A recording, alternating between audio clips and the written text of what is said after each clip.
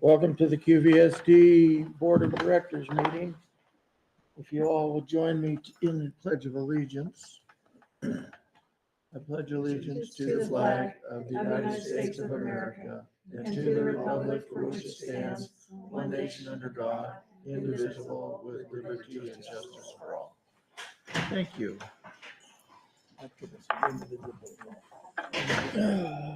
The crowd keeps trickling in.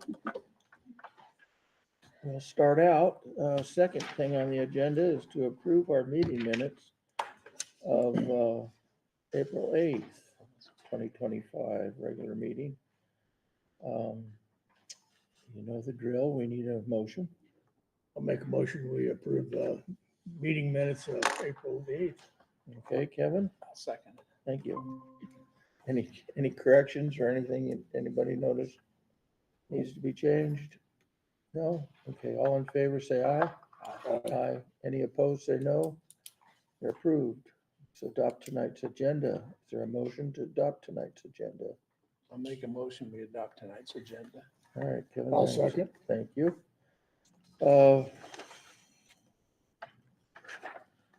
Looks pretty straightforward. Has anybody got anything they want to take off of it, hold it for later, or add to it? Now's the time. No? All right. All those in favor of adopting tonight's agenda, say aye. Aye. Aye. Any opposed, say no. It is adopted. Public comments and questions. Any public comments or questions out in the gallery? How about in the hinterland? I've got nothing yet. Okay, well, then we'll move on to Spotlight on Success. By the way, welcome Sheila and Myron. Glad to have you here. Thank you. Good evening. Yeah, all right. We have a triumvirate of presenters tonight. So I don't know if there's a pecking order here or if you're all going to wrestle for who goes first or what's the deal. I'll introduce Cindy and then you can, yeah. From there. Is there a better place you want me to stand? Well, you don't even have to stand. You can sit at the table if you want. I prefer to stand, thank you. Okay. Anyway, thank you all for coming. This is very nice. Anyway, first, before we even get into our presentation, I just kind of want to give a shout out to our students and our parents. They've been a really integral part of the last couple of years of really developing our program. The students, as far as their engagement and the things that we have seen and the support and the communication that we've had from our parents have been phenomenal. So shout out to them. As you can see, we're always climbing the ladder to success in our program. A couple things here. Like I said here, together we shine. Our amazing staff is the heart of our success. And again, we couldn't do that. And I can't think of two better educators than Ms. Whitehead and Ms. Myers to fill those positions. It has been, they have really just transformed the program within themselves, the robust curriculum that they provide the students. They'll both talk a little bit about their program a little bit later because they both have a little bit different system that they do within their program and the way they support their students. But it's Ms. Whitehead, if you don't know her, she's right here, Ms. Meyer. And then of course, Cindy is probably our front door greeter. She's been in the system for like 40 years. And so, like I said, that's the big heart of our success. These are some of the things that if you can see it from there, once again, we're really proud of our students. Like we put on here, we believe in the power of your dreams and the strength within you. Every day is a fresh start filled with opportunities to learn and grow and make a difference. Ms. Whitehead has made opportunities with the elementary school, doing like crafts and bingo, and I'm trying to think of some of the other things that they've done. So our students have been really good little mentors to the little ones. They've really enjoyed their time there. The other thing that's been really cool about our program since starting, you know, we had numbers that were few and then they continue to grow because the our program just kind of fits some students. We do get some students and doesn't quite work for them, and they find that they either want to transfer back to either the elementary, middle, or high school. What's really cool about our students, you can either go through like one course at a time or several classes at a time. They choose the flexibility. They do have to meet that 1 week, 1 hour a week to come in, or at least meet with your teacher 1 time a week. But what we have found is our students will come in, they just like the flexibility. So we'll have students that will come in 5 days a week and spend all 6 periods. They'll come in 3 or 4 times just to have extra time or quiet time in there. We also will find that toward the end of like a term or semester, we might have a class full because they want to get their classroom done or classwork done and caught up. But again, Ms. Myers and Ms. Whitehead will speak a little bit more when they get to their program. You can go ahead and flip. Here, I need my glasses and I let things. We can go now. Okay, we have our student ASB leaders. Great leaders inspire greatness in others. This group right here, Tanisha Fisher on the far left, Moon Goodson, Juan Toronis, who is here tonight, that's going to speak a little bit later, and Joshua Atia. Those are student leaders there. We haven't really done a lot of fundraising yet, but they do really support the school within, and our students that are in there, they're just great leaders among leaders to help others support the other students that we have. So they're leaders within the, Leaders within the leaders, I'm just. within, I mean, leadership. I know, Yeah, but within the Homeschool Plus program? Yes, Okay, yeah. cool. We've even had some of our students, which is really cool as well, is they are mentors or they will do peer tutoring. So each student brings a different strength. And so if they're really strong in math, they'll help others, the younger students or anybody that needs additional support in math or ELA or science. So, which makes it really nice. I am going to read this out. We do have had questions before exactly the difference. What is the alternative learning experience? And then also the difference between what is homeschool and true homeschool. So I'll read that for you really quick. Our mission, our K-12 Alternative Learning Experience program is designed to provide unconventional education opportunities for students who may not thrive in the traditional school setting. The ALE program aims to create a nurturing and stimulating education environment where students can thrive academically, socially, and emotionally while preparing for a successful future. Our program offers a flexible curriculum that allows students to explore their interests and learn at their own pace. Students receive personalized attention and support catered to their unique learning style and needs. This includes smaller class sizes, one-on-one mentoring, and custom-written student plans known as the WSLP. Emphasis is also placed on hands-on learning experience that goes beyond the classroom. Such may include some field trips, internships, community service projects, partnerships with local organizations. I had just put down here that ALA is authorized under the WAC 392.121.182. You guys have to memorize that before we leave here. Students are enrolled in public education. Students are subject to the rules and regulations governing public schools, including courses, graduation, and assessment requirements for all portions of the ALE. Instructional materials are materials used for coursework, meet district standards, and learning experiences are supervised, monitored, assessed, evaluated by the certificated staff weekly and a monthly review. Design learning experiences plans together with student. Let me back up again. Design learning experiences planned together with student, parent, and the teacher. And then, of course, provided by a written student learning plan, and they are provided in whole, part, or outside of the classroom. So that gives you a pretty good understanding of the ALE program itself. The statement of understanding is for home-based instruction and enrollment in ALE are different educational models. Home-based instruction includes the following. Instruction is developed and supervised by the parent or guardian as authorized under the RCW 228A-200. And the parent has filed an annual declaration of intent with the district. Students are neither enrolled or eligible for graduation through public high school unless they meet all district and state graduation requirements. Students are not subject to the rules and regulations governing school, including courses, graduation, and assessments. The public school is under no obligation to provide instruction or instructional materials to supervise the student's education. And then the alternative learning experience, as we talked even before, is public education enrollment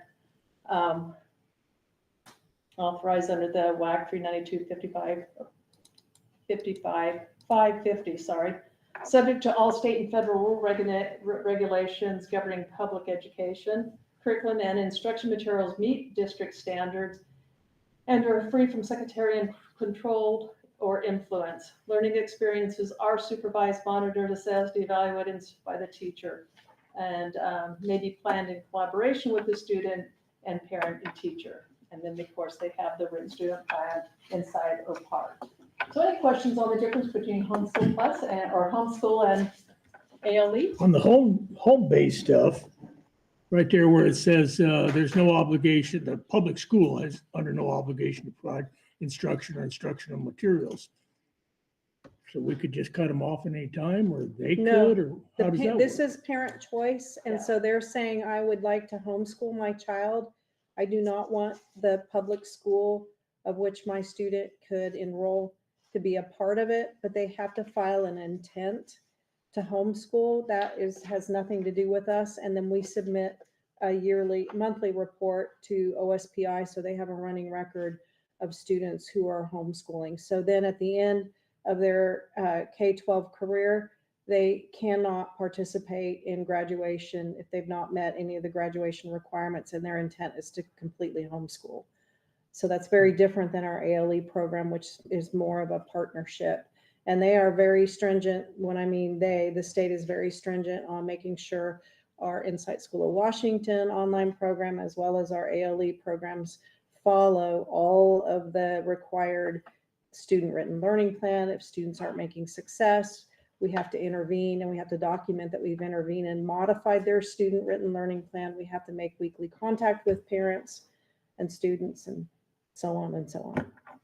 Yeah. Very different from home-based learning.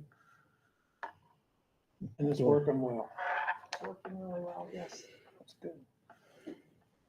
So what if you had a student come in there, say in the 3rd or 4th grade? Mhm. So it's not always designed to catch students up, but what if you had a student that just wanted to race right through stuff?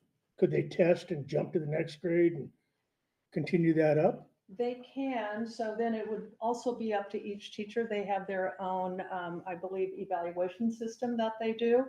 It's the same thing when we get to students who want to enroll in our program, like we have one coming in next year as a sophomore, and she wants to go to Running Start. But a lot of the things that we tell our students, because our curriculum is geared at a certain level to really support most students that we see over there.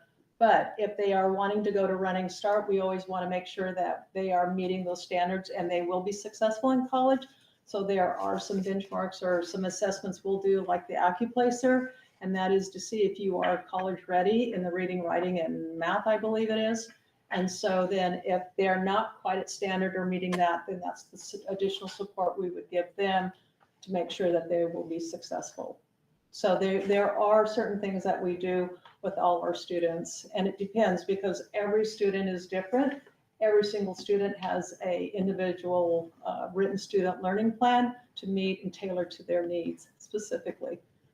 So yes, and a kid can go do just one course, and if they fly through it, because see that they're not interrupted through the daily, like if you're within the traditional brick and mortar, they are missing out maybe on some of the lectures or maybe those pieces, but you also find that most of our learners are self-driven and motivated just to kind of move through the curriculum, and they have access to either teacher at any time to get that additional support. Our current enrollment is 53 right now, and we have 6 on the waiting list for next year. As you can see, the grade levels that we have, Ms. Meyer, we cap at 16 just because the students who meet with Ms. Meyer, and she'll explain a little bit more in her program, stay with her for that full hour. So there's some really deep engagement there and what she goes through, and I'm gonna let her explain that. And then usually on Friday, if a student couldn't reschedule, sometimes Friday is allowed, or other times that's time for Miss Meyer to be able to do all the grading and any catch-up that you have to do, because it would be impossible almost when you're meeting with a student every single hour to be able to make sure that you're giving them the attention they need. Miss Whitehead, as you can see, she has 4 freshmen, 13 sophomore, 4 juniors, and 16 seniors. Half of those seniors, I believe, are graduating this year. I didn't identify that there are a couple there that are 5th and 6th year seniors. And her programs run a little bit different. And so you'll see why the numbers look a little bit, why we don't really have a solid cap on Miss Whitehead, but she will explain that when we get to there. I don't want to keep talking about everything that they're going to talk about.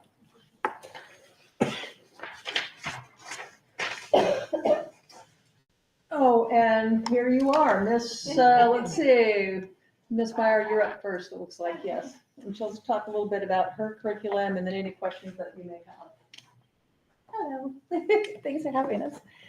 So I work with K through 12, and the one part that I really enjoy is that I get to sit with each family one-on-one and work with them, get to know them really well, get to know the students, get to know like how they learn and what works best for them, so then we can kind of tailor everything to meet their needs so that they can be successful. So I brought some samples of some of the materials that we use if you'd like to see it.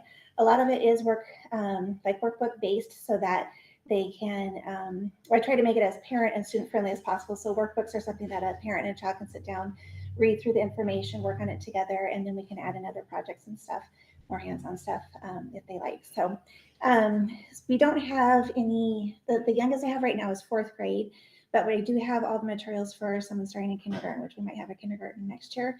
So I tried to pick, so I picked, or I should say that doing the elementary ELA like research when we were trying to adopt the curriculum for that, I used all of that learning to help pick stuff that would be, it would meet all of the different parts of learning how to read and write and do math, but with a like a parent-friendly manual.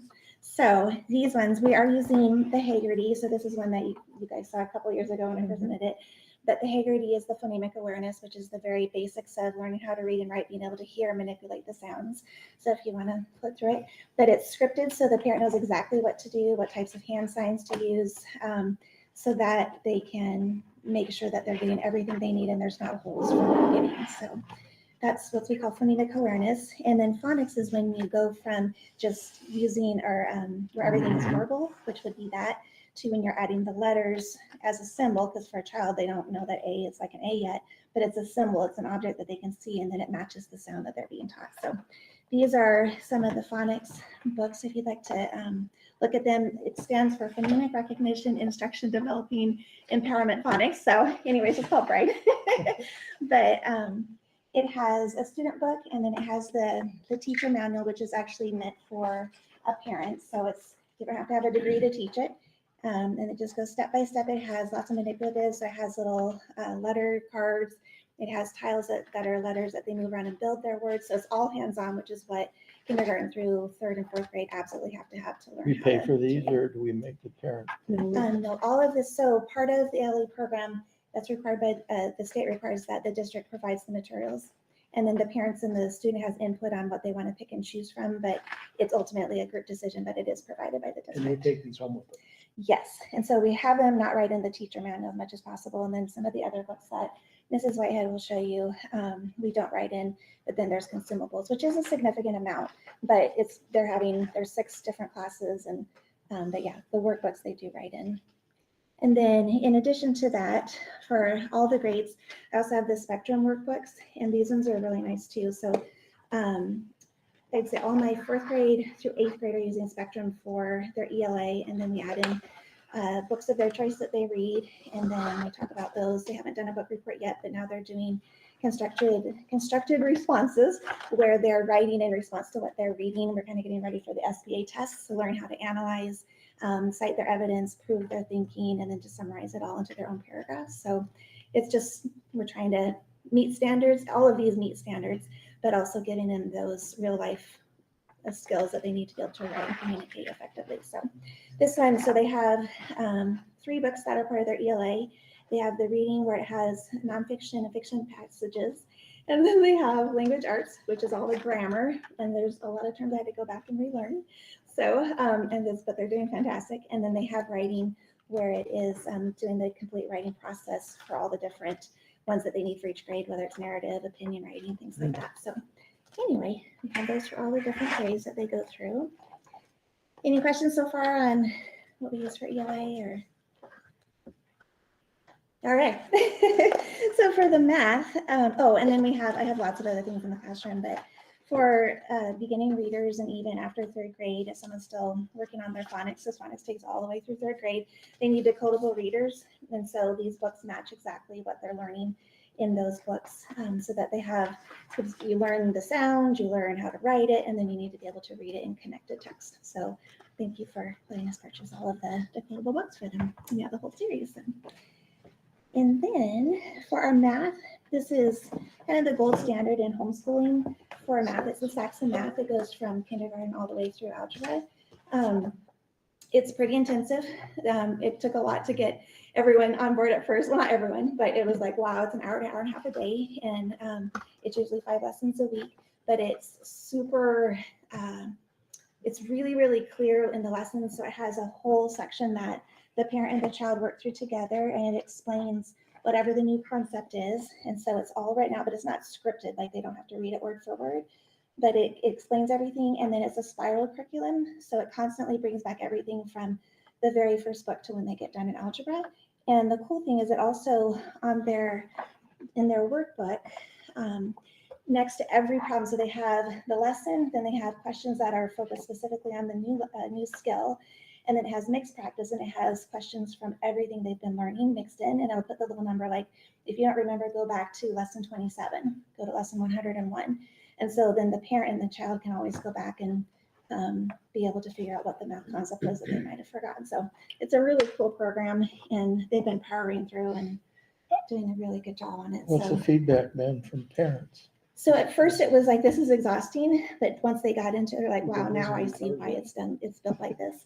And so sometimes we have had to stop on this for a little bit and then go into the spectrum math, which would just pull out specific skills. So like long division's been really hard for a lot of my kids. The multiple digit multiplication has been tricky. So then sometimes I'm putting in just kind of the rote practice again. And so we also purchased these books that and I found like one of my kids is really good at just doing the rote practice, but when she puts it into a story problem, that's when it falls apart. So then we pull out the problem solving books and do some of these. So just really tailoring to their written student learning plan of what makes sense for them and where are they getting stuck, how can we fix it, working with the parents, because a lot of the parents work too. So then also just helping them figure out their schedule when they're going to be able to do that. But it's it seems like it's working really well. So I did have one letter from a student that wanted to share how it's working for her. That I'll give it to you too. And I'm talking really fast. Okay. Anyway, so these are some of the other ones that have just specific topics in the math. So they got to finish this in a year? Yeah, it's 120 lessons out of 180 days. So it's about 3 to 4.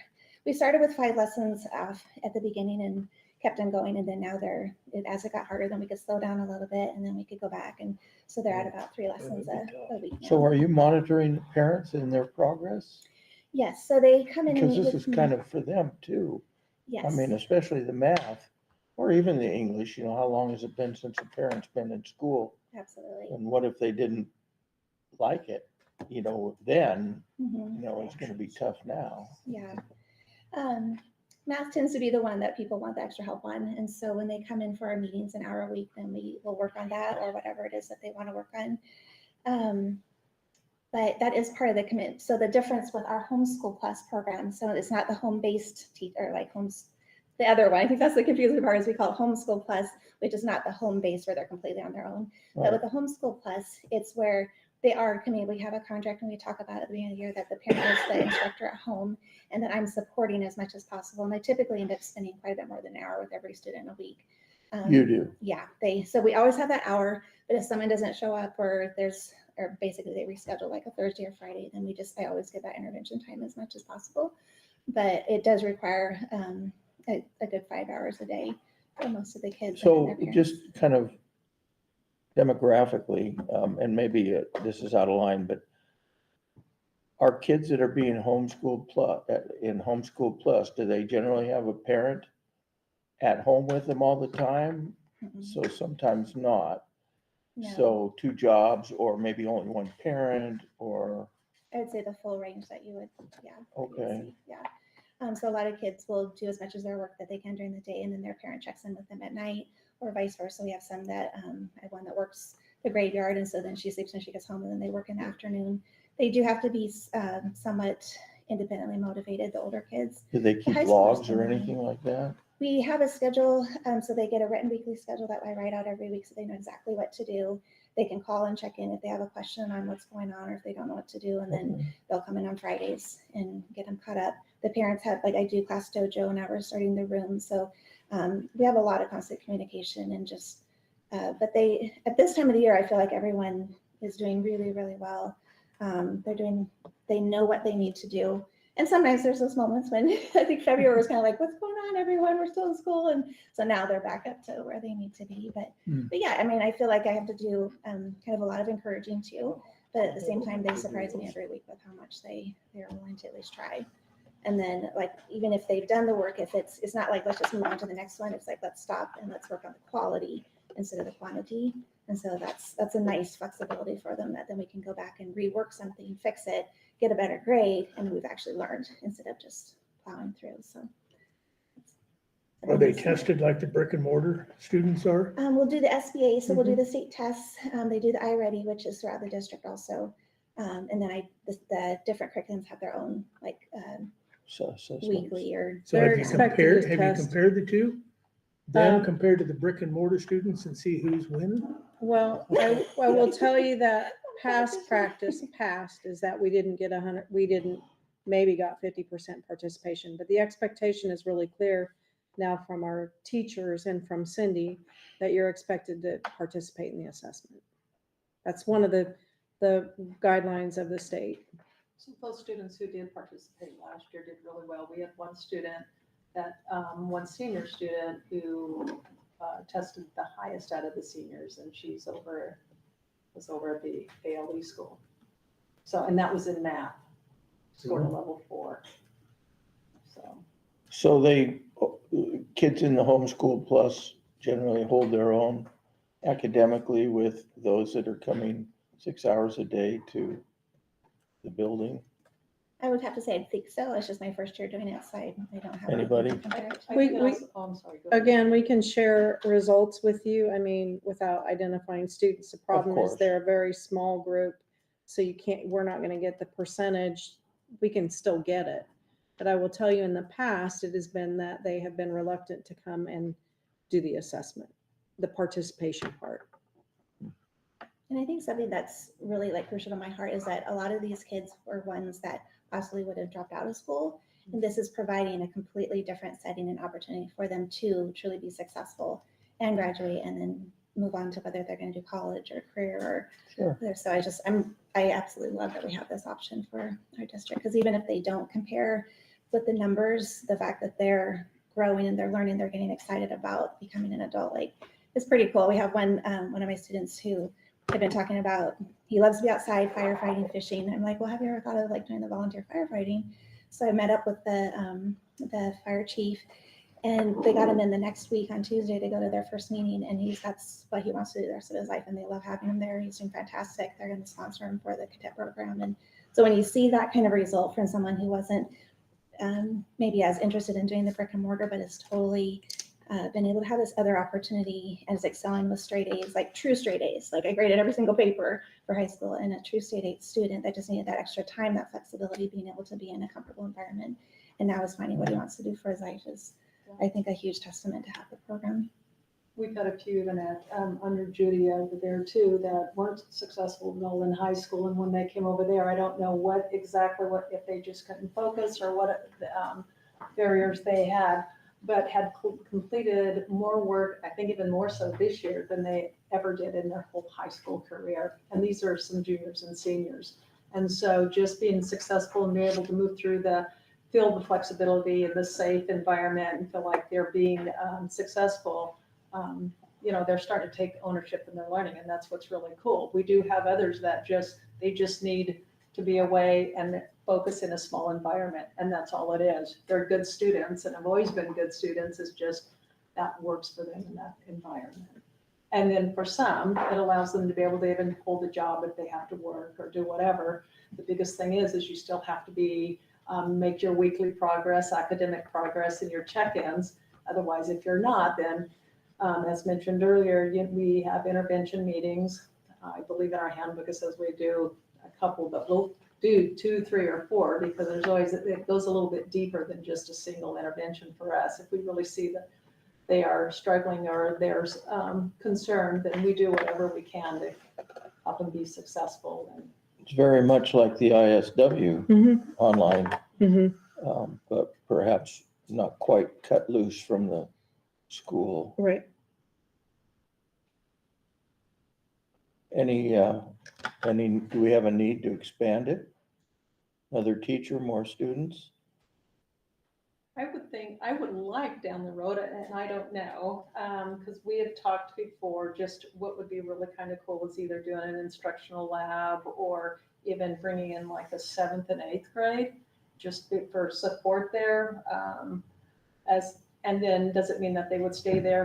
It might be something where even our upperclassmen do a little bit of mentorship and maybe they transfer back into the middle school or wherever it might be, or it's a program that might really work for them. We have seen some kind of a transition. Like I said, we have 6 on our wait list. I believe 3 are probably, a couple are elementary, a couple are middle, and then I think 2 in the high school. But there's definitely the environment, whether it's just an instructional pair or another teacher in there, I think it would be really supportive for those students. And then the other thing we want to be really careful, we have kind of revamped our process where we do what we call a placement meeting because it is not for everyone, as Janann and Judy will attest to. There's a lot of what I call they have to be self-monitoring. And so we don't want kids to think I'm going to get in trouble for truancy. So I'm just going to go over there because then I don't have to attend 6 hours a day or 7 hours a day. So we want to be very thoughtful when we're working with parents so that they're making the right choice. So they're not bouncing around and getting further behind. And that's the coordination between Cindy and building principals and counseling and other personnel, just to make sure, again, that we're making the right placement on behalf of the student. And That makes sense. And that's a good point, because that is outlined in our handbook, that there are those meetings just to make sure that, if we're missing something from, whether it's a transfer from the high school or middle elementary, usually there is a certain reason. And will they be successful? It doesn't always just mean, as Diana said, we don't want them. They can't be really a truancy issue because we don't work on the truancy there. The other part too is if we really don't do any blending, or I should say sharing with the other schools. Sometimes there is extenuating circumstances, meaning that they have an IEP 504 bilingual, something that we can't meet their needs. And if that program or the other school can't really provide it in our school, then we would share a student within a building. But that's very minimal. It's usually full-time there, whatever. We've had students say, hey, I have to go take the class over at the high school. And really there's no reason, because we have it on what you need to offer or what we need to offer them. So the only other things that I didn't show you were just that for the science, we have our own science. They can choose between a workbook or one that's a workbook with experiments. And so the Argo Prep is just a nice, where they have information on a couple pages, they answer some questions, and then they do a hands-on experiment. And so we provide those materials. And thank you again, Sarah. Sarah's been very kind to let me borrow materials from the elementary school science shed, which is really helpful, so thank you. And then the social studies is also by Argo Prep, and it just goes through the years, and it talks about American history and government and geography. So it's really kid-friendly. Sorry.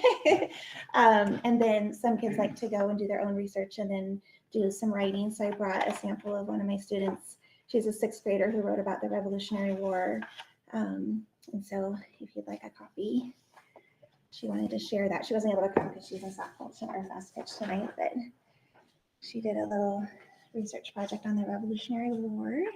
So they do a lot of writing. They even tell me that they're doing a lot of writing, but it's good for them and they're doing fantastic. So I'm super proud of them. Yeah, so we do all 6 subjects, and then they have PE and art. And so with arts, a lot of it right now for the younger kids is free choice because I love to just see what they come up with. I have a young lady who's crocheting. We have the painters. We have the ones that are using clay that we provide for them to do sculptures.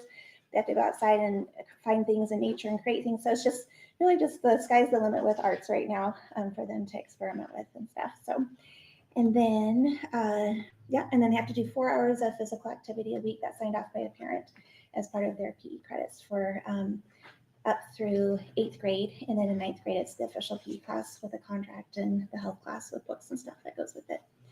And then since Mrs. Whitehead is going to show all the high school stuff, then I won't show all the high school stuff that they do. But and I did have one other letter that one of my 4th graders wrote for you guys about why she enjoys being in the ALE program and is planning to stay for next year. And she drew some really sweet pictures for you. You're welcome.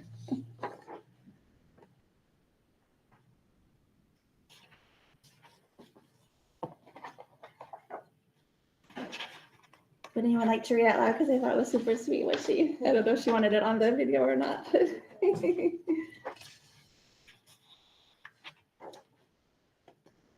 So these aren't necessarily kids that are having a behavioral problem in the regular school.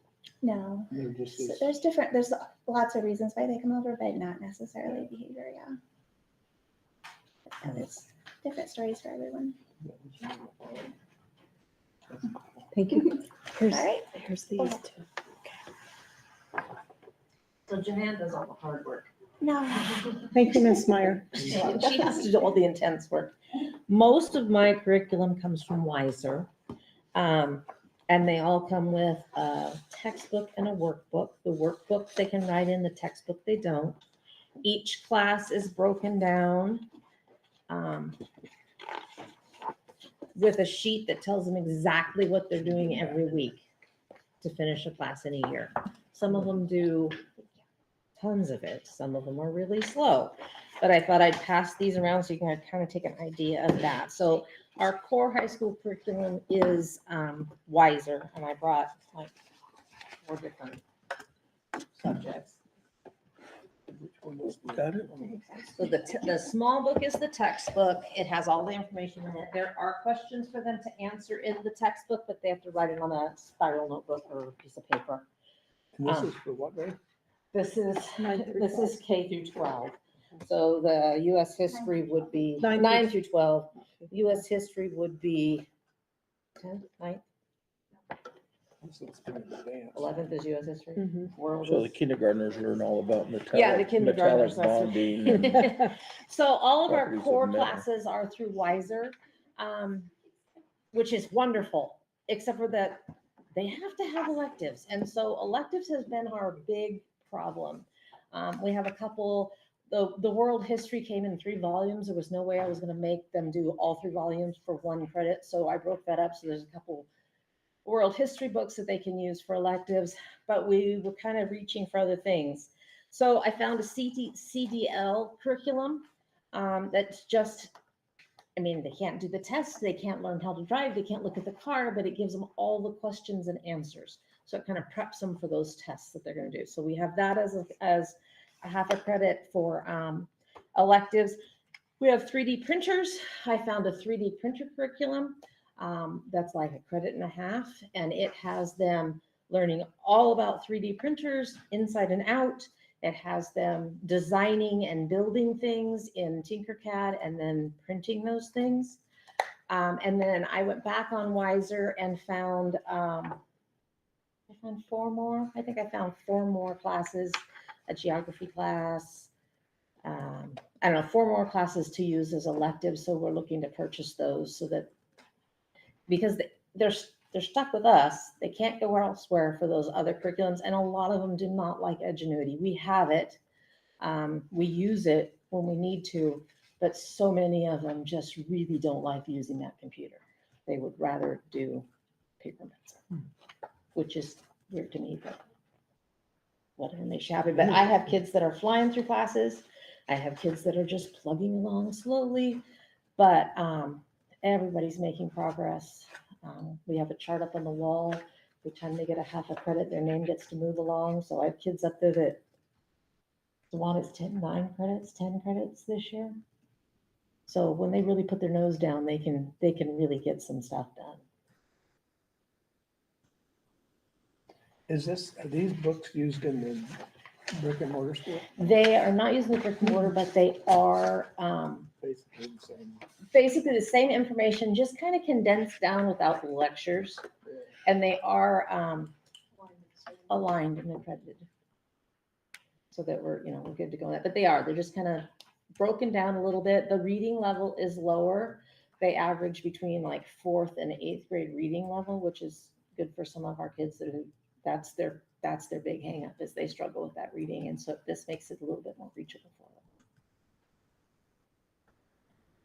them. Trying to think, the hot house, we're gonna grow vegetables for the food bank. They will be delivering seeds tomorrow to put in our new hot house, so they have veggie starts to, I think, give to people. I'm not positive. Where's the hothouse? A hot house is, our old one collapsed in the wind, and so we built a new one, and it's kind of between Directly behind, about this- across from the bowling alley. kind of tucked back there. Kinda There was tucked About the back in same there. size It's a it was little bit bigger. Yeah, and we put it on, there was a, behind the bowling alley. Well, behind the Behind the building buil- facing the the- bowling alley, yeah. there was a piece of pavement there, so we put it on top of the pavement, so we didn't have to have a That's a foundation. good idea. Yeah. Kids can learn. So it's a greenhouse, but you're calling it a hothouse? Oh, it's a greenhouse. It's Well, hot in You there. go in there and Hot get house, hot. yeah. It's very warm You'll in sweat, there. Mike. It's like mine. Question. No, Oh, I don't know. you don't know? It's been pretty thorough. Okay. I don't think I could pass school There's these some of these days. classes anyway. I don't want to The math one. take. The math ones. Well, I'd have to start all over. I kind of did. I Kindergarten on Took up.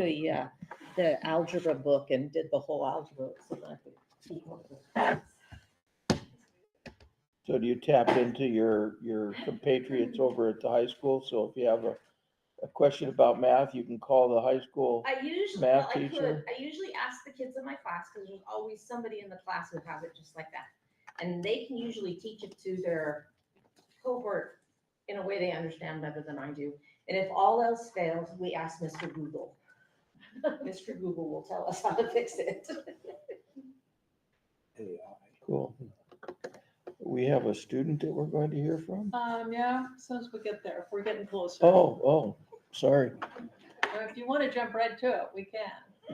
No, I'm sorry. So our next is our monthly academic scholars. This is one of our pride and joys. As you can see, each month we have quite a few students who are recommended for the academic scholars. It's all based on certain criteria, I believe, just their academic work, what they get done.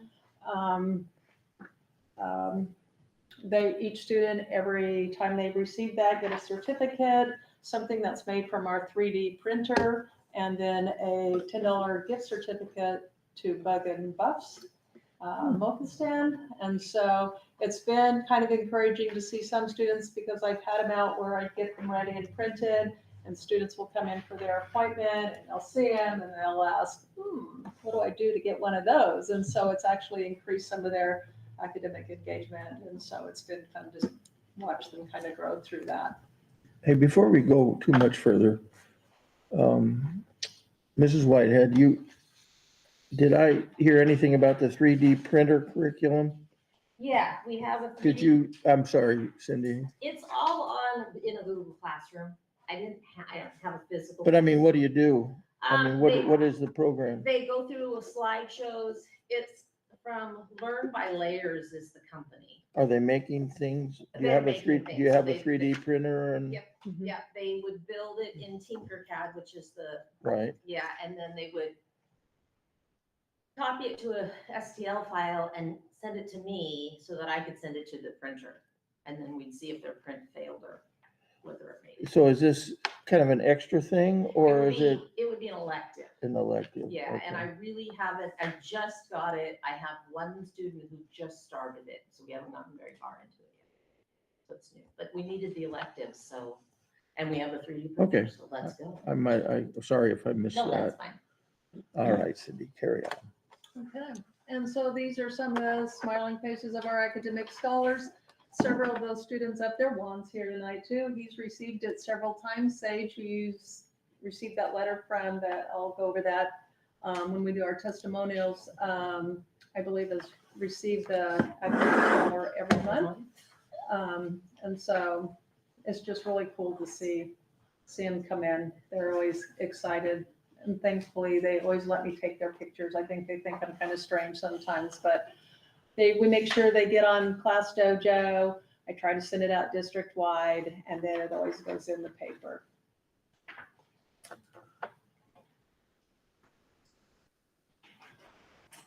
Next is our semester honor roll. We're pretty proud of this one here too. 19 of the 50 students, I believe, made honor roll. You can see that we had 4 students with a 4.0 and then our high honor roll.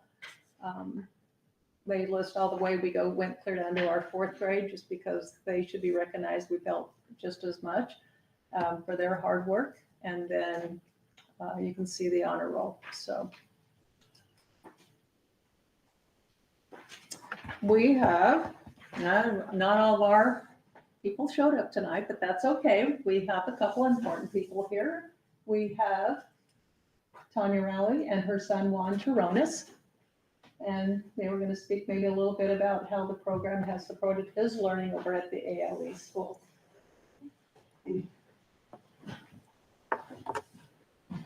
You won't be graded on this, so just take it. First of all, congratulations on making that list every month. I think your name is on that list every Thank you. single month. Thank you. Well, again, Juan Chironis, and the ALE has helped me a lot. Like I believe I was down 10 credits, didn't really try over here in high school. But then once I realized it was my senior year and I needed to graduate, I switched over there, and they didn't fail to kick me in the butt to keep me on track. They didn't fail with anything. They helped me all the way through, made sure I stayed on task, stayed off my phone, and stayed out of any distractions, really. And and once I would finish a class, there they were giving me a new one to get those credits back up to make sure I was going to be able to graduate. And they helped me so much. I am going to graduate this year.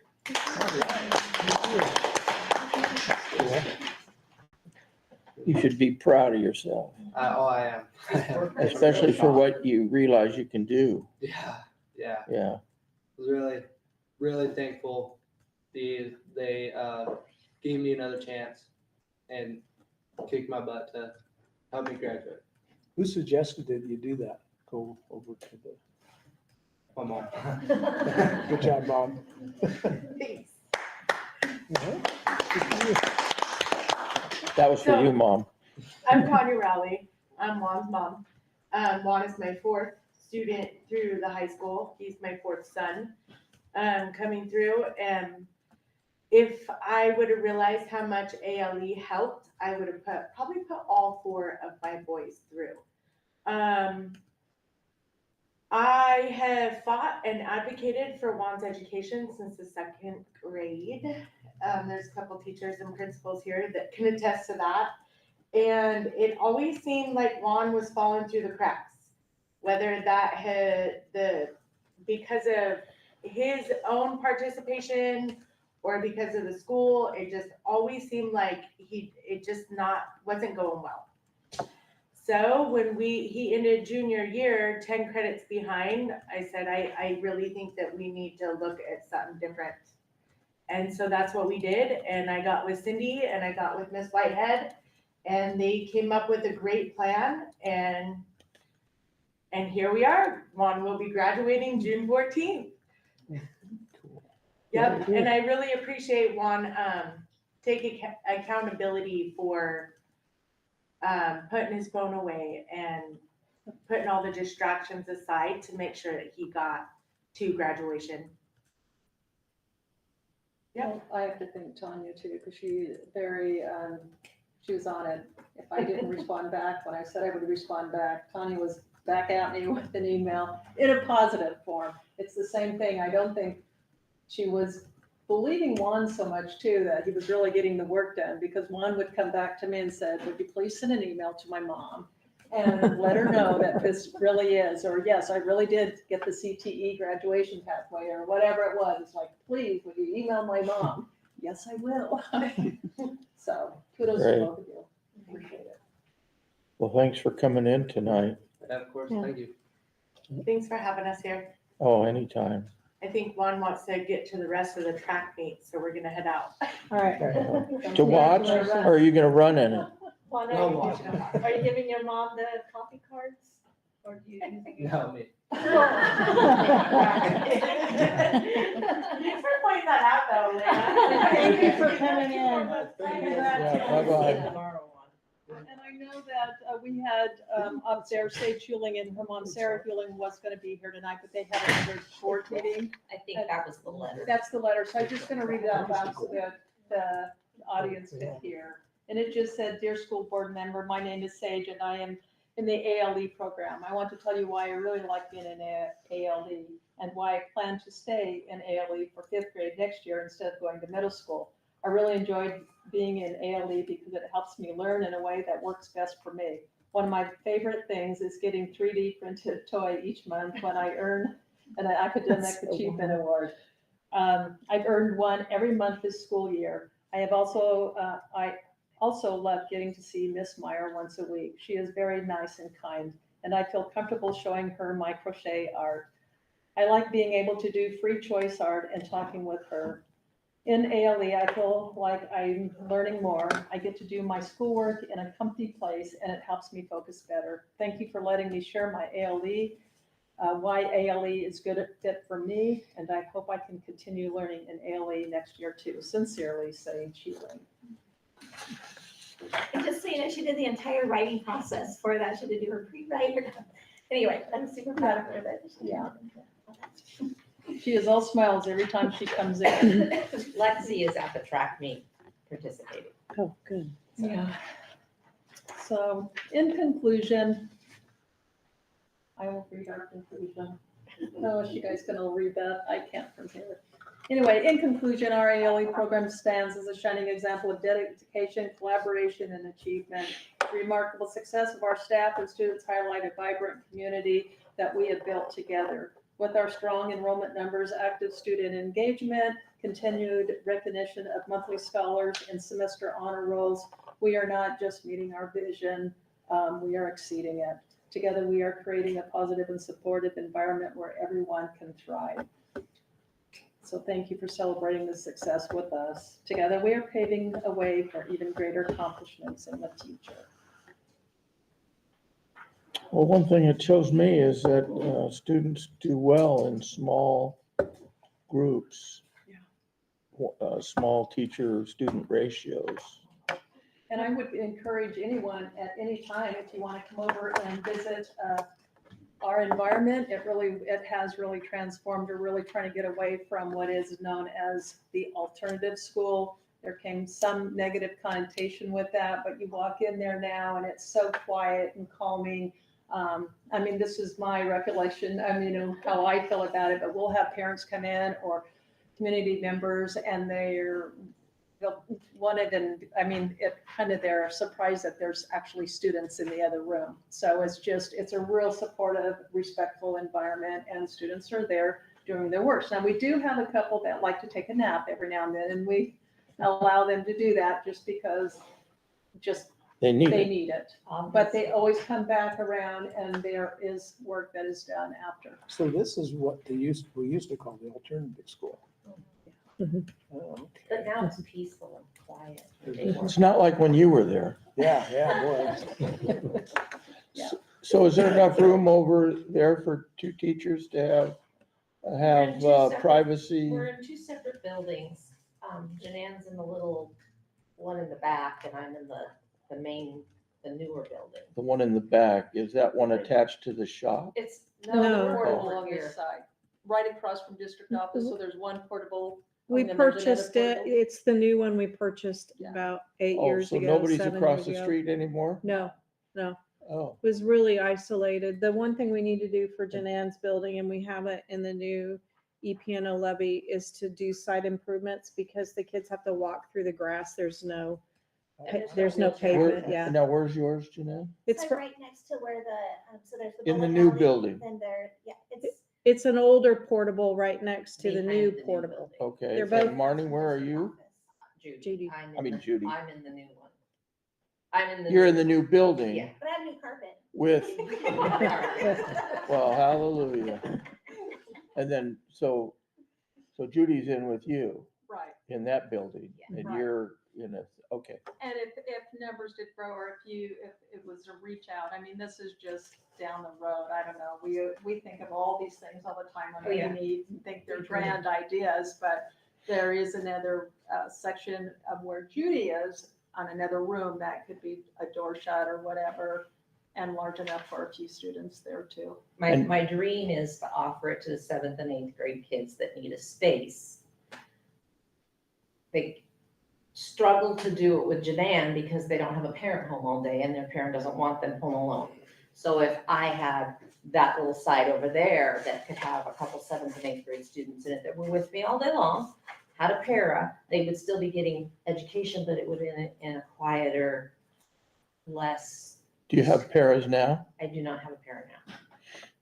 It's just me, You don't need them. not really, not right now. Y'all are awesome. But if I had 7th and 8th graders, I would feel better. It would kind of be like a study wing or I mean, Study hall. and it's very similar to what we've learned with our STRIDE program where parents are, where we have some study hall areas where kids can go into a group where they can opt in if they need, they want to kind of be with other students rather than isolation, if And they it would want. work nice for even Janan, because she has the younger students, the K-8, where they could come in and have that socialization time or learn from others as well.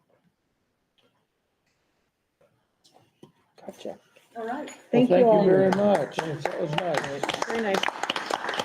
I learned a lot tonight. And thanks for your hard work. Thanks for your support. And I found it, just got here from New York, so I'm gonna take off too, I'm sorry. Who got here from New York? Yeah, from Long Island. My husband's family just arrived today. to visit. Oh, it's your husband's family. I think you'd want to stay longer. Awesome. I'm so excited to see him. All right, thank you. Oh, wait, Thank that's you, what he Jeanette. would say. All right. Let's, thanks, Cindy, thanks Cindy for tramlining this thing. Thank you. Oh, you're welcome. And we'll move on to our consent agenda then. Is there a motion to adopt tonight's consent agenda? I'll make a motion, we adopt tonight's consent agenda. I'll second it. All right. Any questions about it? No, I had one, but she already answered it for you, what the automatic barrier was, so. Yeah, I was just wondering that too. Well, you might as well say it Okay. again. So this would be just a arm that would come down in the bus loop area by the elementary school, because we have had parents or other cars zipping through there when kids are loading the bus, or and we've had some near accidents, and so the bus drivers requested that. So they will have a button or a remote control in their bus, so they can open it and then close it back so that cars aren't zipping in and out there. Okay. Teachers will be able to park in there. Teachers will have an access code that they can punch in so they can park in there. But it'll alleviate any Through traffic. non-employee traffic in that area. We have a lot of families who, no matter how often I send out messages, will pull in and drop their kids off for ECAP, pull in and drop their kids off for different, for our life skills program, and just making it so that it's inaccessible to them. And it's also a safety concern. Is that- as far- Go ahead, I'm sorry. Entering the building, if families are entering the building at a different point than the main entrance, then then we don't know that they're in the building necessarily. So will it be down just when the buses are going through? Or will it be down all day? Will it go up at night for transit? I'm not sure of after school hours, but during the school day, it will be down. Okay, So would it be lit up at night? So if it was down at night, somebody comes driving through there, they gonna break it? Well, that'll be a Bill Henderson question. and what about going around it by going in the exit? Are there gonna be two of them or just one up at the, Just just that one one. where Mhm. everybody, okay. A big do not enter. I wonder what- All righty, Answer to it. Kevin, that answer your question? That was Mike's question. No, it wasn't, it was yours. Well, it was your question through mine. Okay. Any other questions about the consent agenda? All those in favor of tonight's consent agenda, say aye. Aye. Aye. Any opposed, say no. We have it is consented to. Reports, Diana, March ending fund cash balance, et cetera, et cetera.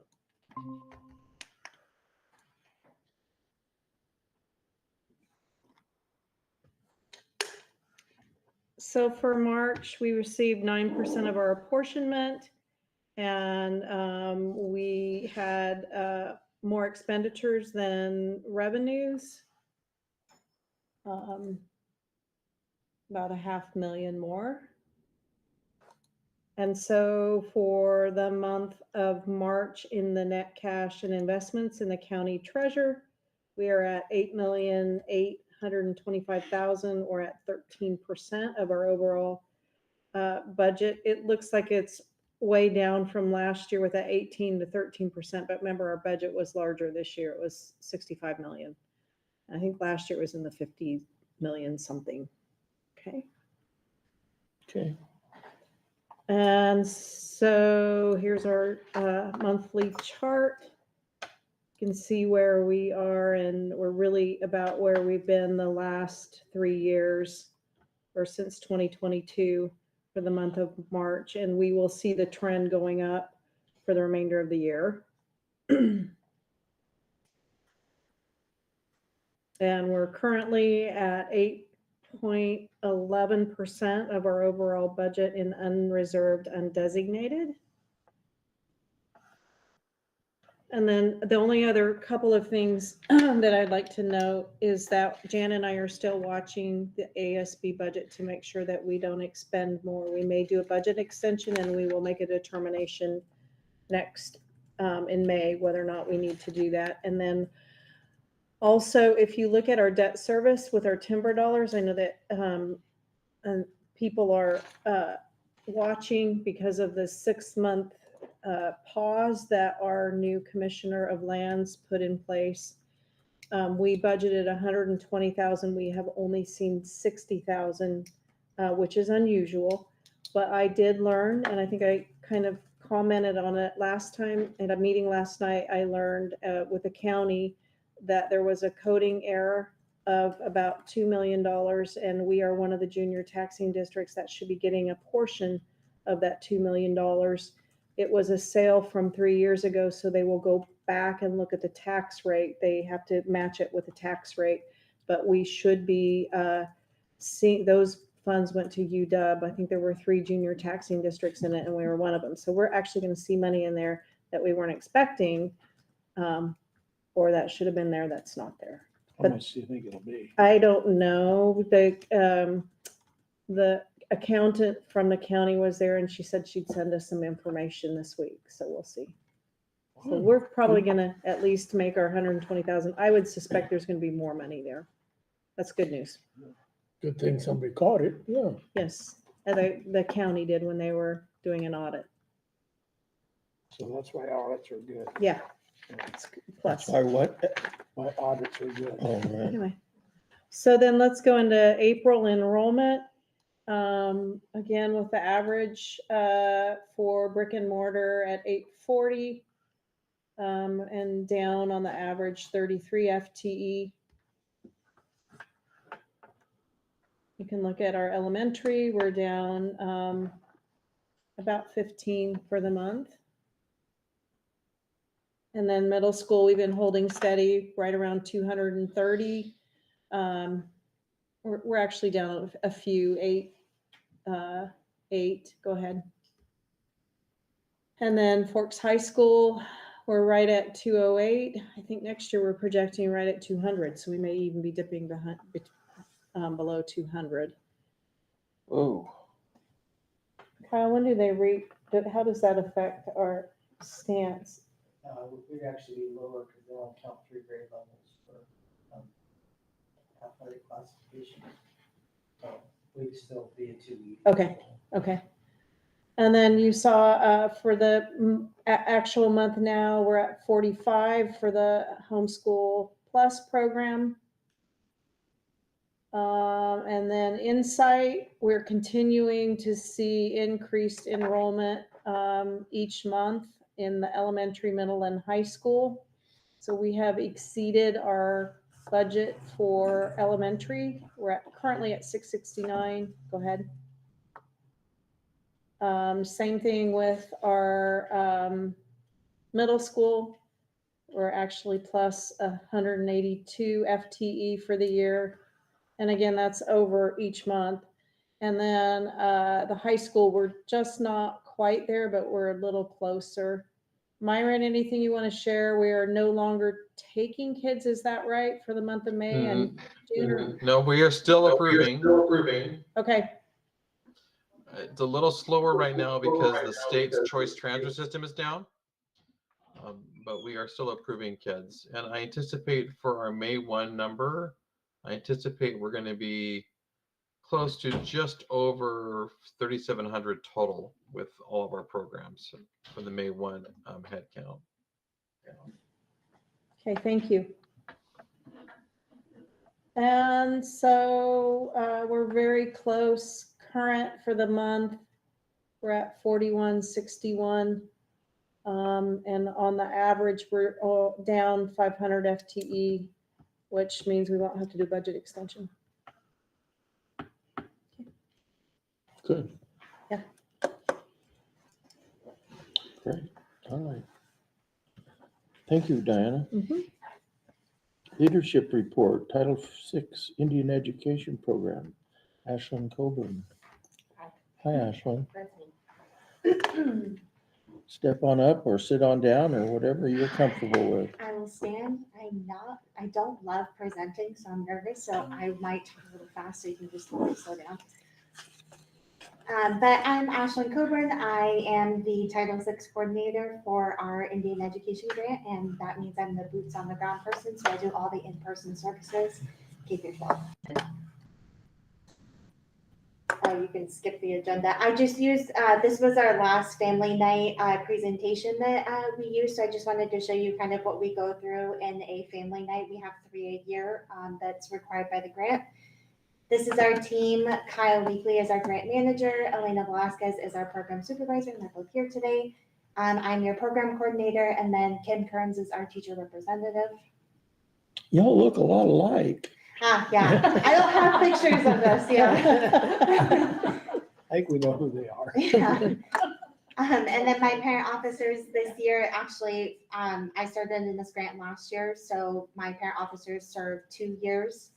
And my chairperson is Nicole Earls. My vice chair is Jewel Ward. My member at large is not filled currently because the person that was in this role did not want to be a part of the grant anymore. And then my secretary is Carly Hansen. We will be re-electing officers this year. This is just a little bit about the grant. So the Title VI grant is used to address the unique cultural, language, and educationally related academic needs of American Indian and Alaska Native students.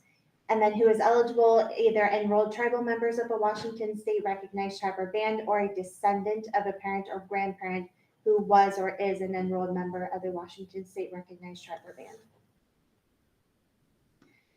Currently, there are 195 students district-wide that are enrolled in the Title VI program, and these are the tribes that are represented in our district. Is that just here in Forks, or does that include ISW?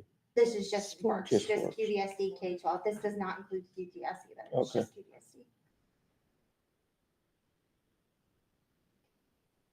These are the goals for the 2024-2025 school year. So this year we have increased school readiness, increased knowledge of cultural identity and awareness, increased school attendance, increased at-risk student support, increased parent involvement, and to increase Native American language instruction programs.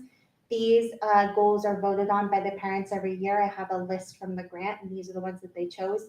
It's a parent-driven grant, so every decision that is made is all parent-driven, and I have to have the support of my parents before I can move forward in the grant in any way. I wrote down some things that I do here at school that supports these goals. So I provide school supplies and vouchers for my school readiness. I run the Native Leadership Committee in the high school, which helps to improve the American language, Native American language instructional programs, and then also to increase knowledge of cultural identity and awareness. I'm part of the district attendance team and the tier 2-3 teams in each of the buildings. We meet weekly in the elementary, middle, and high school, and then once a month with the ALE program. I do academic check-ins in the middle and the high school, and then I do reading support groups in the elementary school. They don't really need academic check-ins yet because they're not grade-based, but I do provide supports with academics in the elementary school as well.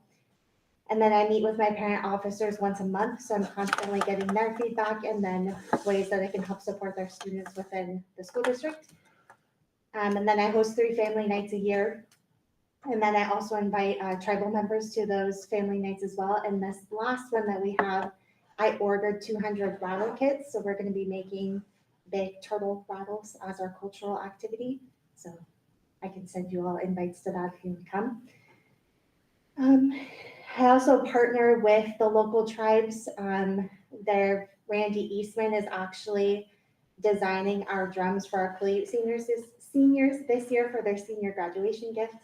And I saw a little sneak preview and they're beautiful. I also attend the Western Washington Native American Education Consortium, which this year was all about taking back Native education with since time immemorial curriculum. And there's a plethora of things that I do.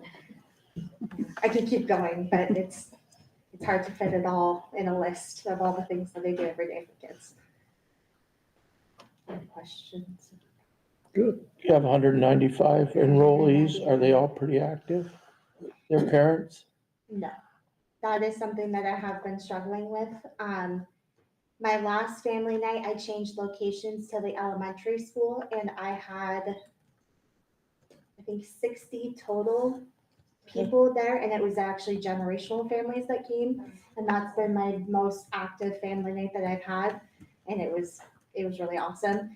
And I did bingo. So I think it got a lot of families in because they really wanted to play bingo. But I always do a presentation to start out to do updates on the grant goals. And then this next one will also be voting on the goals for next year and then re-electing officers for next year as well. So Where are you doing the next one? and it's going to be at the elementary school Okay. again because it seems to be the building that I can get parents the most in because they're so young. But I had high schoolers there too.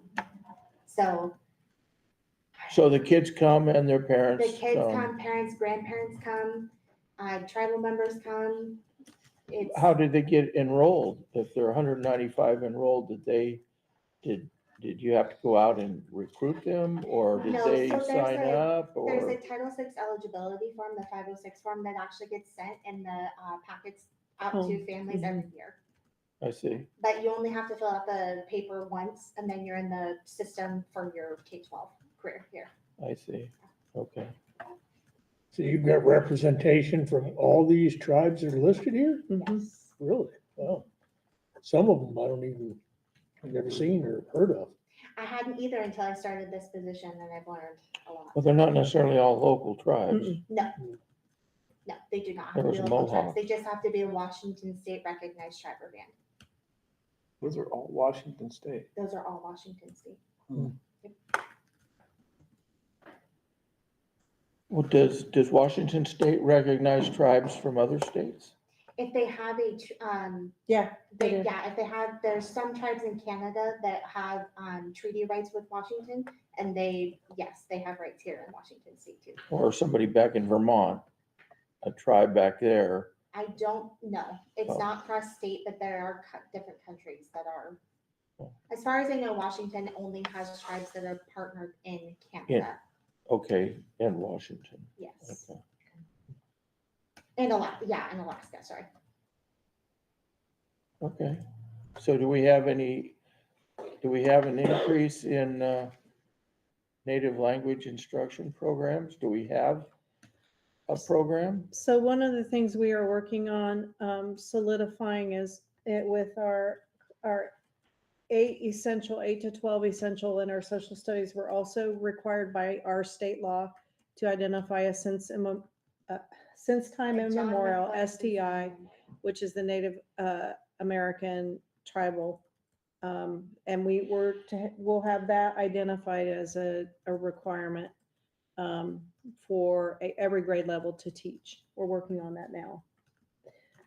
Yeah, and I'm actually partnering with the Quileute Tribal Council to get some local Native history as well, and songs that they can share with the QVSD community, and I will be getting that information and recordings and embedding it with the Since Time Memorial.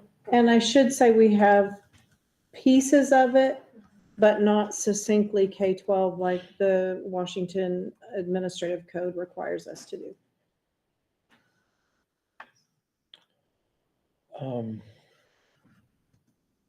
So Title VI is a national program, correct?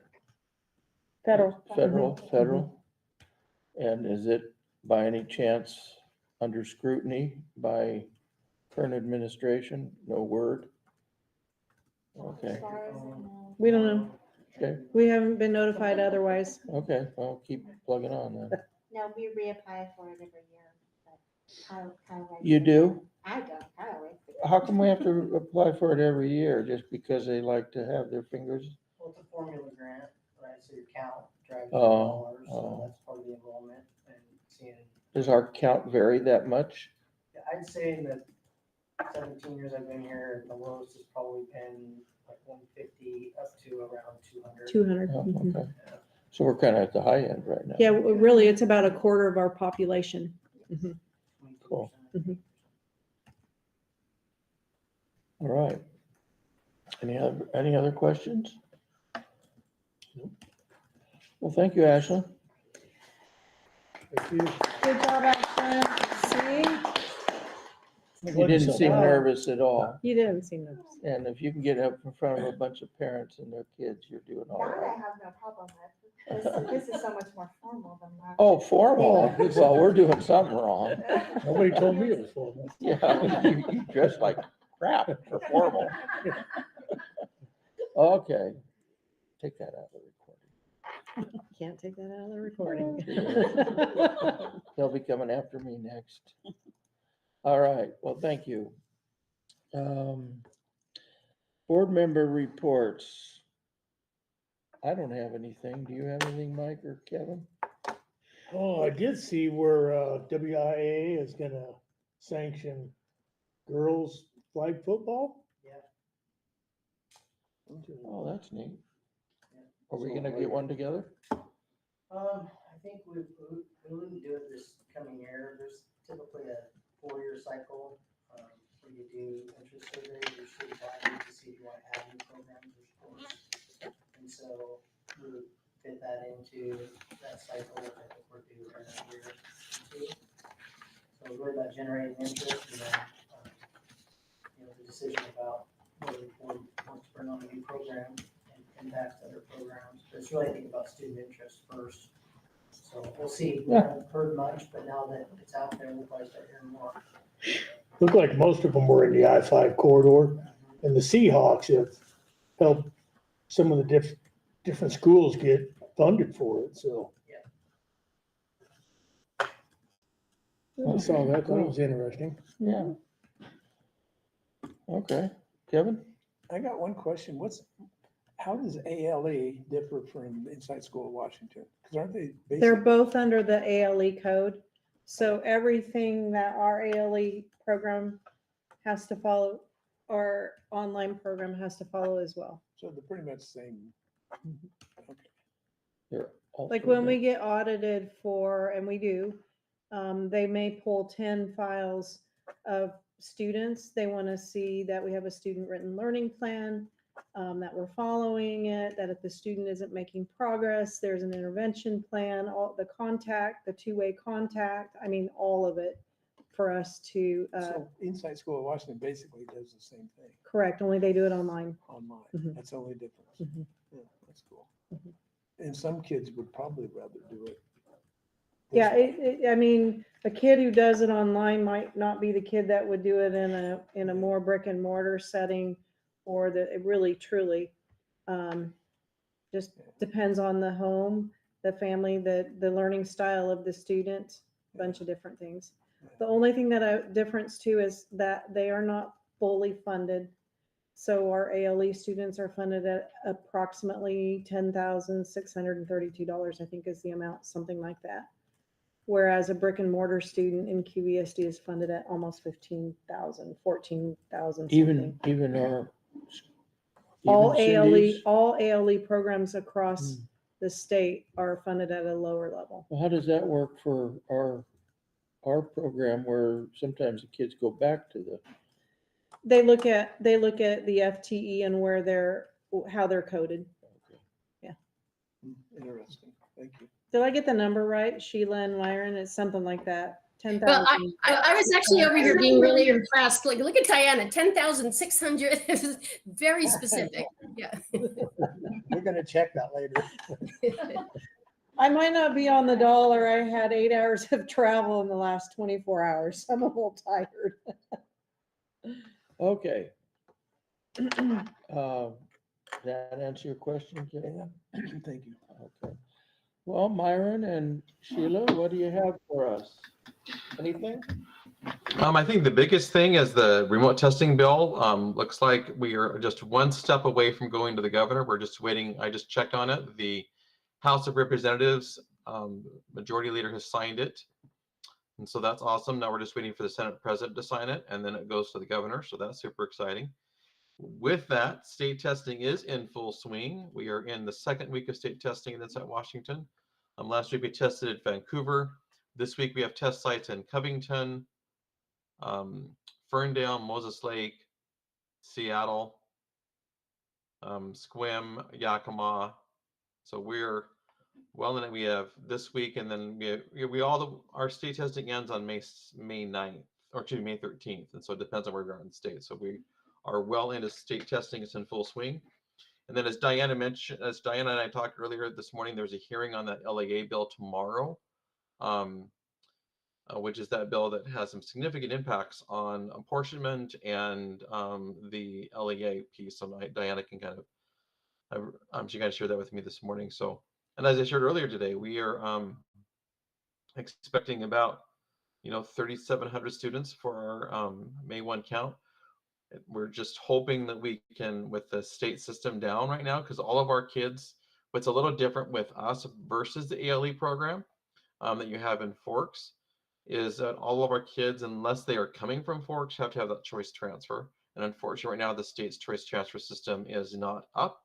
Cedars is down, and the choice transfer system is down. So we are working our best to we have to go back to the olden days of paper pencil forms.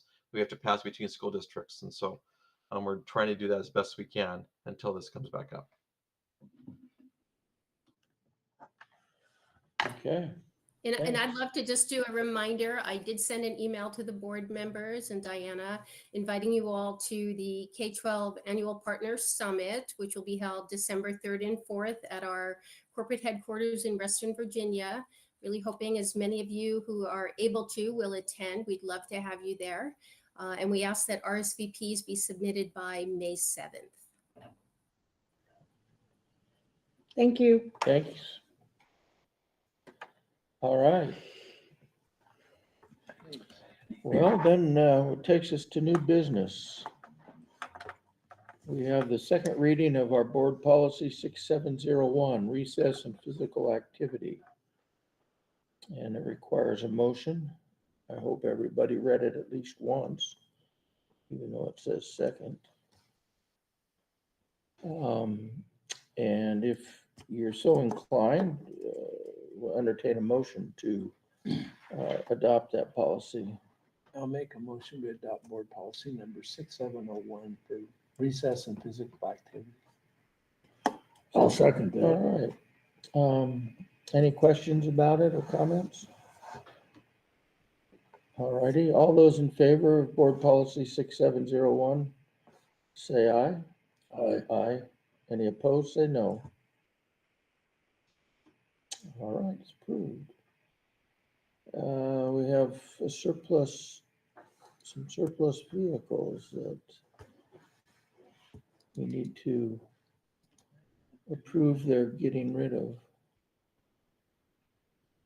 I'll make a motion, we approve the sale of surplus items. I'll second it.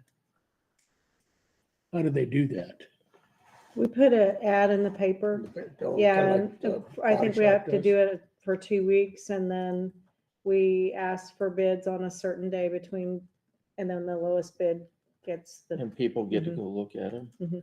All right. So we have a motion and a second. All those in favor of approving these vehicles surplus, say aye. Aye. Yeah, if anyone wants a 1994, 99 Ford Taurus. Yeah, get right We're on that. finally surplusing them. Yeah, we'll get right on A that couple one. of those didn't have that many miles. That one was like an 80 something and had 70,000 Yeah. miles. on it. Yeah, but The it was the Chevrolet third, it was the truck. third time around the odometer. What's with the flat? Yeah. Yeah, broke 10 years ago. Yeah. Yeah. All right. Did everybody vote? All those in favor, aye. Aye. Aye. Any opposed? You? Okay, we can surplus them.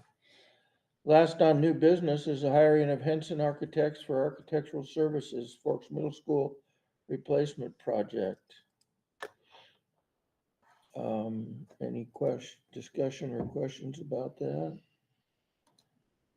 Okay. This is just to make sure everything's hunky-dory on the. So Jay Hansen, the primary architect, would help with the community input for establishing what we call pre-design plans, and then would help getting as much as possible to the point where we're ready to go out for a bond, so we know the cost, what it's going to look like with that committee planning for the November 2026 primary election. So that would be included in this. Mhm. Oh. So do we know how much, is that what's next, is how much it's gonna cost us to do that Yeah, we'll get a contract together. He and I will negotiate a contract and bring it to you. Okay. Wasn't there something that said $8,000 or did I see that? What are you looking at? No, you probably saw that. We're paying him. Right now he is the architect on record for our fields. So you probably saw a payment for the fields, the Spartan fields. And I saw where we, in the consent agenda, where we've contracted with the cultural resources people to go and dig around out there. That's probably what you saw. Yeah. That's That's our first step.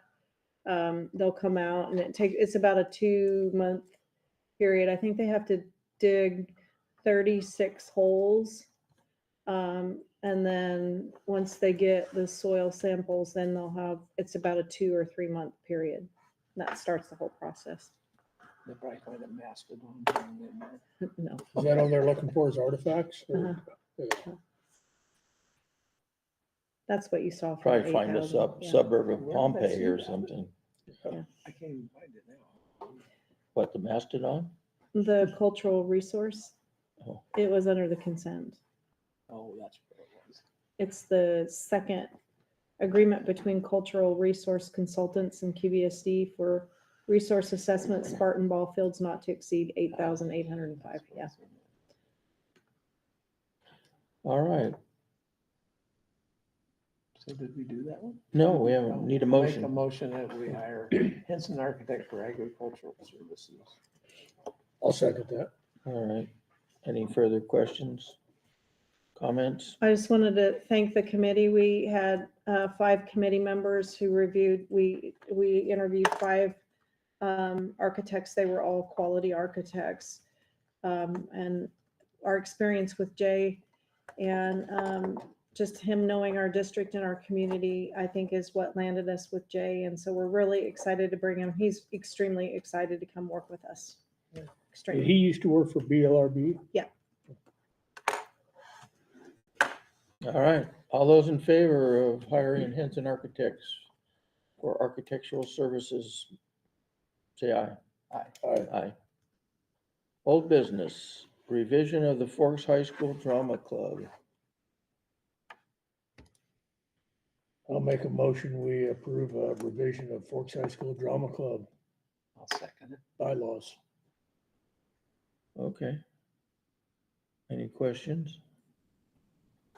Why is that back? They revised the membership inclusion. So in order to be a officer, they have to be a Oh, right. student in Forks High School.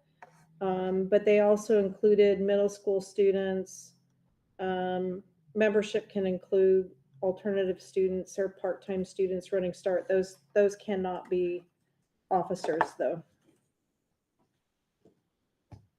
Except for it says, under A, it says membership is limited to full-time students and excludes running start, part-time, and alternative school students. I thought you just said, No, participants in the FHS Drama Club's production shall include any full-time, should say officer membership under section 1. under A, yeah. Because if you look at B, participants, it includes all of those. Okay. That's a little contradictory, so. I think we need to Hold make off sure on we it. amend it and bring it back. Yeah, I think that should read Officers in the club. Mhm. Okay, yeah, so we'll table that.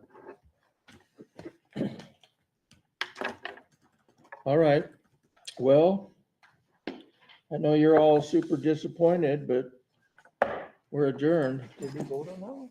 What? I think we We tabled it. it. Oh, tabled it. Yeah. Thanks, Myron. Thanks, Sheila. Bye, Thank Mark. Thank you. Have a good evening.